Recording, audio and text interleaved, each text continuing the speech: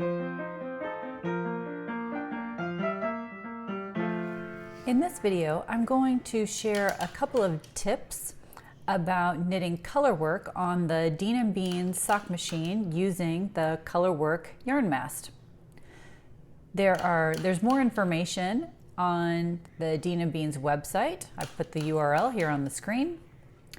And to get started, you'll see that I have set up the yarn mast. I have put the yarn through the heel spring. Both colors of yarn are through the heel springs, and I've removed the top two sections of the yarn feeder. When knitting colorwork, you're using your hand to place the appropriate color of yarn around the appropriate number of needles.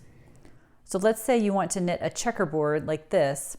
It's 3 red stitches, 3 yellow stitches, 3 red stitches, 3 yellow stitches. And so you would manipulate the yarn around the needles accordingly. Here you can see that in action. I'm placing 3 red stitches and then 3 yellow stitches. 3 red stitches, 3 yellow stitches. I also want to take a moment to talk about color dominance. So in my project, I want the red color to stand out a little bit more. So that yarn I need to put at the bottom. So you'll see here with the red, I'm bringing that back behind, so it will be essentially on the bottom. And then the yellow yarn goes in front or on top. Red behind, yellow on top. Red behind, yellow in front and on top. And that will just help make sure, if you manage your color dominance, you'll make sure that the color you want to stand out at the end is the one that comes forward a little bit more. As a general rule, you don't want to have more than 3 to 5 stitches without anchoring your float. So if we look inside here, you'll see the yarn that isn't being knit is being carried on the back of the project as a float. And you don't want those floats to be too long. Again, more than about 3 to 5 stitches. So on this project, it's generally 3 by 3, so we don't have to manage the floats. But right at the main mark, let's pretend this is the main mark, and this is the previous row that I finished, so I had 3 red, and now I'm going to have 3 red starting the next row.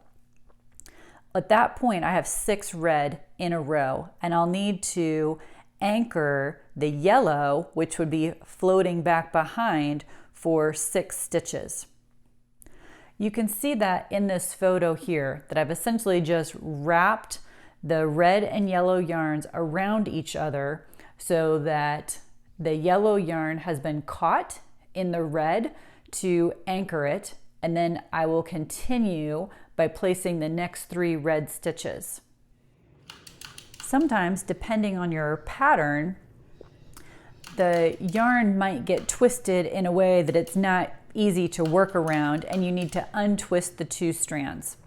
The Dean & Beans Colorwork yarn mast makes that very easy to do. You simply pick up the entire yarn mast, spin it around, sit it back down again, and then resume your knitting. The last thing I want to draw your attention to is where you actually switch to the next color. So you'll see that each time I let this needle almost close, really it's almost completely closed on the previous color before I stop cranking and place the next color. So if you watch that 3rd needle of each color, I crank until that needle has started to close around that yarn, and that's when I then move and place the next yarn. And that just helps make sure that the yarn stays where it's supposed to and it doesn't jump off the needles before you are ready, which could disrupt your pattern. I hope that helps give you a brief introduction to knitting on colorwork and using your Dean & Beans Colorwork yarn mast. Happy cranking! Visit us at deanandbean.com and please like and subscribe. Thanks for watching.